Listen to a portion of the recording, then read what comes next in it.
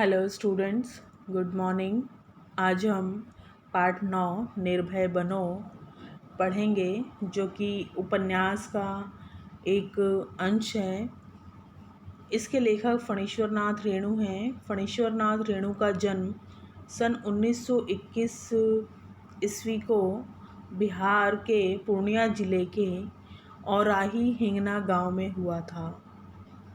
इनकी शिक्षा दीक्षा उनके गांव विराटनगर, नेपाल तथा वाराणसी में हुई।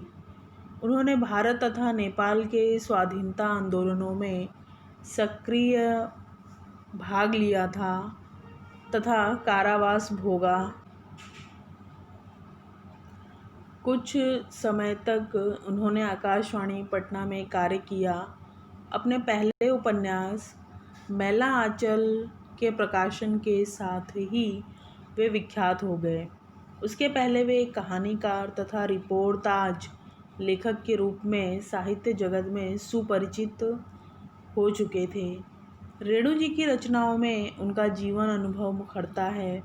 जीवन की सुरूपता कुरूपता को मानवीय सहृदयता तथा पूर्ण तटस्थता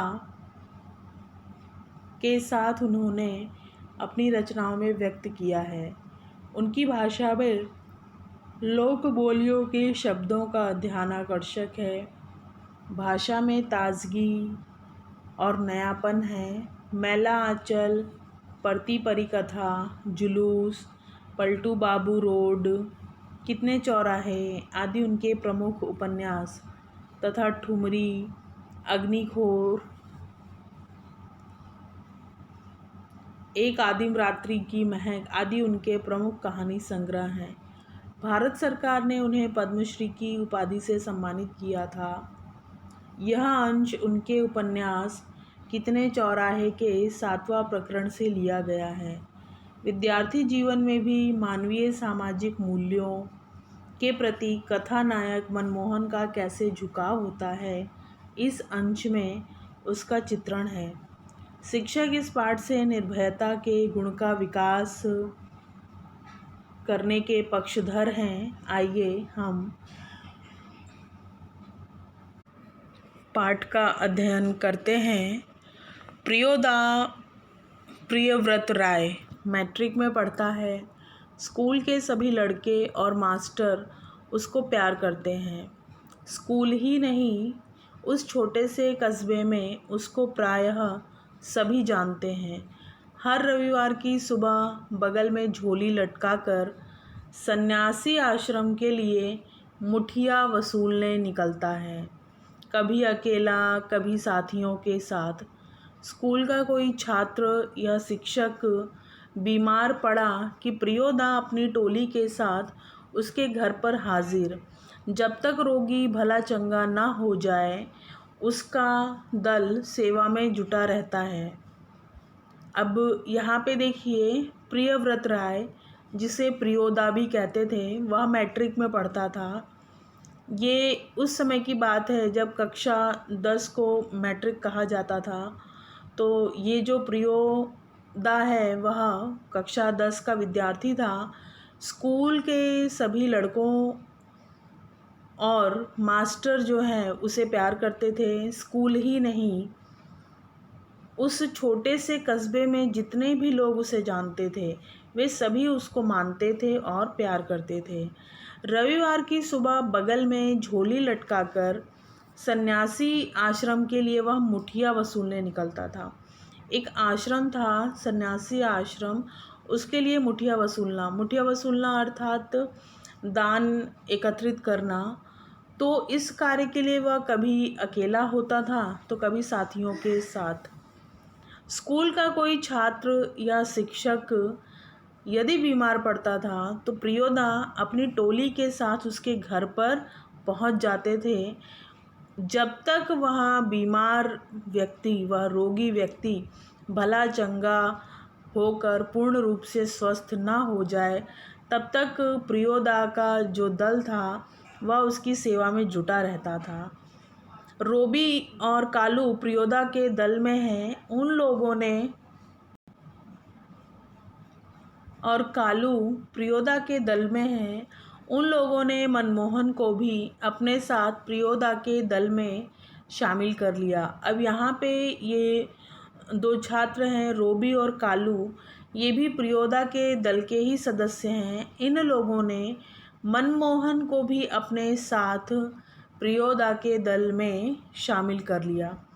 हर शनिवार को परमान के उस पार बालूचर पर प्रियोदा के दल के सदस्य स्कूल की छुट्टी के बाद जमा होते थे। खेल कूद गाने बजाने के अलावा प्रियोदा दुनिया भर की खबर सुनाते हैं। रविवार का प्रोग्राम तय करते हैं कि किस मोहल्ले में कौन जाएगा मुठिया वसूलने, किस बीमार की सेवा करने कौन कौन जाएंगे। अब यहाँ पे देखिए, हर शनिवार को यह निर्णय लिया जाता था। परमान के उस पार बालूचर अर्थात जो रेत का पट था, वहाँ पर प्रियोदा ने जो उनका दल था उसके सदस्य स्कूल की छुट्टी के बाद इकट्ठा होते थे। सभी वहाँ खेल कूद गाने बजाने के अलावा प्रियोदा दुनिया भर की खबर सुनाते थे और रविवार का प्रोग्राम तय होता था कि रविवार को कौन से लोग किस मोहल्ले में जाएंगे और मुठिया वसूलेंगे, किस बीमार की सेवा करने कौन कौन जाएगा। उस दिन मनमोहन का परिचय देते हुए कालू ने कहा था, प्रियोदा, यह मोना मनमोहन खूब तेज लड़का है, क्लब का सदस्य होना चाहता है। उसी दिन शनिवार को कालू ने मनमोहन का परिचय दिया कि प्रियोदा, यह मोना अर्थात मनमोहन है, खूब तेज लड़का है और हमारे इस क्लब का सदस्य होना चाहता है। प्रियोदा ने मनमोहन को सिर से पैर तक देखकर पूछा था, भारतवर्ष के एक ऐसे आदमी का नाम लो जिसे लोग भगवान का अवतार समझते हैं। प्रियोदा मनमोहन का निरीक्षण करते हैं और कहते हैं कि भारतवर्ष के एक ऐसे आदमी का नाम बताओ जिसे लोग इस देश में भगवान का अवतार समझते हैं। महात्मा गांधी। ठीक है, तुम पढ़ लिख कर क्या बनना चाहते हो? अब मनमोहन ने इसका उत्तर दिया कि महात्मा गांधी इस देश में भगवान का अवतार समझे जाते हैं। फिर जब प्रियोदा ने पूछा कि तुम पढ़ लिख कर क्या बनना चाहते हो, तब मनमोहन चुप रहा। फिर बोला, वकील। सभी ठठाकर हंसे, लेकिन प्रियोदा गंभीर ही रहे। बोले, ठीक है, बीमार लोगों की सेवा करना जानते हो? अब यहाँ पे देखिए, जब प्रियोदा ने उससे पूछा कि तुम पढ़ लिख कर क्या बनना चाहते हो, तब उसने जवाब दिया कि वकील। तो सभी लोग हंसने लगे, लेकिन प्रियोदा जो है वह गंभीर यथास्थिति में ही रहा। उसने पूछा मनमोहन से कि क्या तुम बीमार लोगों की सेवा करना जानते हो? अब मनमोहन ने उत्तर दिया, सीख लेंगे। शाबाश, यदि रोगी हैजा से पीड़ित हो? मनमोहन चुप रहा, क्योंकि हैजा के नाम से ही उसे डर लगने लगता है। गाना जानते हो? जी। तैरना? अब यहाँ पे देखिए, प्रियोदा ने कहा कि शाबाश, लेकिन यदि रोगी जो है वह हैजा से पीड़ित हो, ये उस समय हैजा बहुत ही भयानक बीमारी हुआ करती थी और लोग जो है वह हैजा के नाम से ही डरा करते थे। लेकिन मनमोहन चुप रहा, क्योंकि हैजा के नाम से ही उसे डर लगता था। फिर प्रियोदा ने पूछा, गाना जानते हो? जी। तैरना? जी नहीं। प्रियोदा ने सूर्यनारायण नामक सदस्य से कहा, सूरज, मोना तैरना नहीं जानता। अब यहाँ पे देखिए, प्रियोदा ने सूर्यनारायण नामक सदस्य से कहा था कि सूरज, मोना जो है वह तैरना नहीं जानता।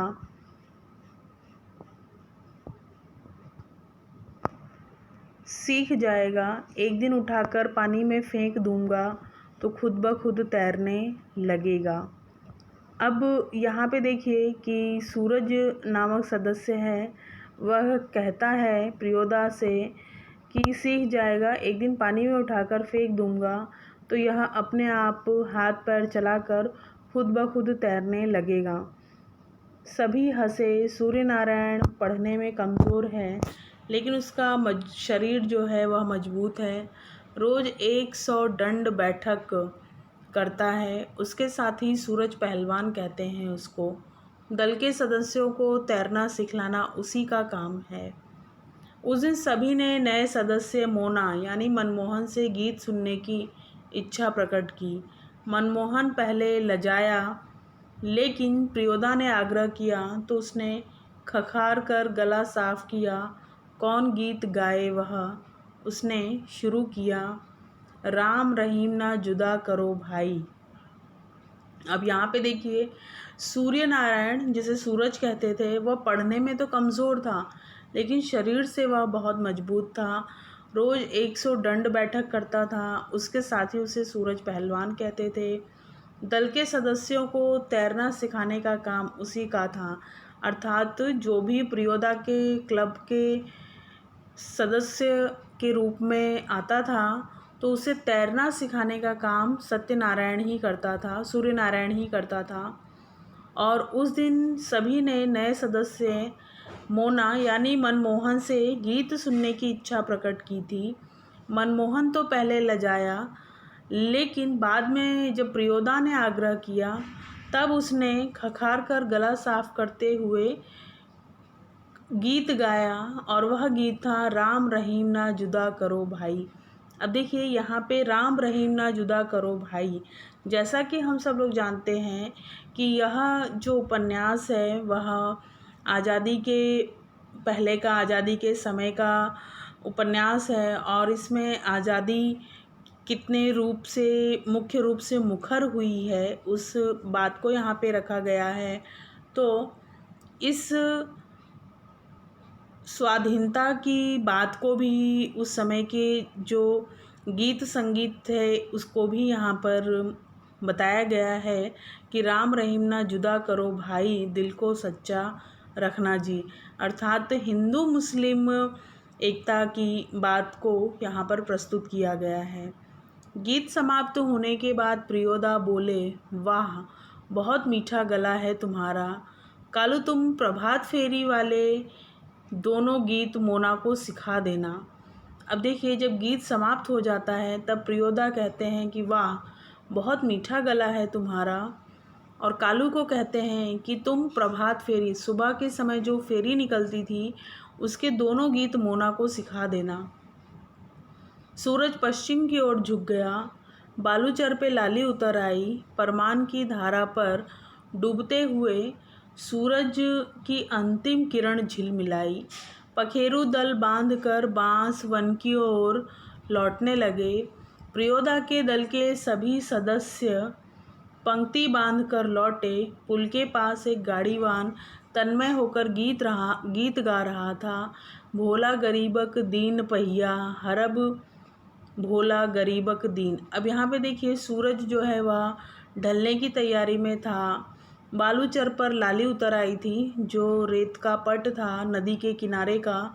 वहाँ पर संध्या के समय की जो लाल आभा होती है वह उतर आई थी, और परमान की धारा पर डूबते हुए सूरज की जो अंतिम किरणें थी वह झिलमिला रही थी। पक्षियों का दल जो है वह वन की ओर लौटने लगा था। प्रियोदा के दल के सभी सदस्य भी पंक्ति बांधकर लौटे थे। पुल के पास एक गाड़ीवान तन्मय होकर गीत गा रहा था, और वह गीत था कि भोला गरीबक दीन पहिया, हरब गरीब भोला गरीबक दीन। सूरज ने भी उसी सुर में सुर मिलाकर गाना शुरू किया। एकड़ा जे लोटा छल बेटा छल तीन पनिया, पिबेत काल लोटा लेलक छीन। अब यहाँ पे देखिए कि सभी लोग जो हैं संध्या के समय वापस अपने अपने घरों को लौटने की तैयारी कर रहे हैं, और जो सदस्य हैं वह कुछ ना कुछ गीत गुनगुना रहे हैं। इसमें, इस पाठ में हमने देखा कि किस प्रकार से जो प्रियोदा, प्रियव्रत नाम का विद्यार्थी है, उसने एक क्लब बनाया है और उसमें उसी के स्कूल के दल के जितने भी लड़के हैं वे सब उसमें शामिल होते हैं और सामाजिक कार्यों से जुड़े हुए वे कार्य करते हैं। चंदा इकट्ठा करना, बीमारों की सेवा करना। यहाँ पे हमने देखा था कि महात्मा गांधी का भी उल्लेख हुआ है, जिससे हमें यह पता चलता है कि उस समय देश में आज़ादी की जो लहर थी और महात्मा गांधी ने जो स्वाधीनता आंदोलन की अलख जगाई थी, उससे सभी लोग जो हैं वह वाकिफ़ थे और देश की आज़ादी में बढ़ चढ़कर सभी ने हिस्सा लिया था। तो यहाँ पर जब पूछा गया कि प्रियोदा ने मनमोहन से पूछा कि तुम भारतवर्ष में भगवान का अवतार किसे समझते हो, तब उसने तुरंत तपाक से उत्तर दिया महात्मा गांधी को। तो हमें इस बात से पता चलता है कि लोग महात्मा गांधी जी के द्वारा जो आंदोलन चलाया गया था उसको बहुत ही महत्वपूर्ण मानते हुए और उस आंदोलन से लोग जुड़ते थे और देश की आज़ादी में अपना योगदान दिया। तो प्रियोदा जो है वह भी ऐसा ही एक सदस्य है, व्यक्ति है, जो स्कूल में तो बहुत ही उच्च आदर्शों का जीता जागता उदाहरण है और मानवीय सामाजिक मूल्यों के प्रति भी जो उसका विकास है और मनमोहन जो है उसका खुद भी झुकाव हमें इस पाठ में दिखाई देता है और किस प्रकार से निर्भय अर्थात बिना कोई भय रखे हुए लोगों की सेवा करना और जीवन में आगे बढ़ना वही महत्वपूर्ण है। इस पाठ का यही उद्देश्य है। आज हम पाठ हमारा यहीं तक रखेंगे। मैं आशा करती हूँ आप सभी को पाठ बहुत अच्छे से समझ में आया होगा और आप सब ने ध्यानपूर्वक पाठ का अध्ययन किया होगा। धन्यवाद।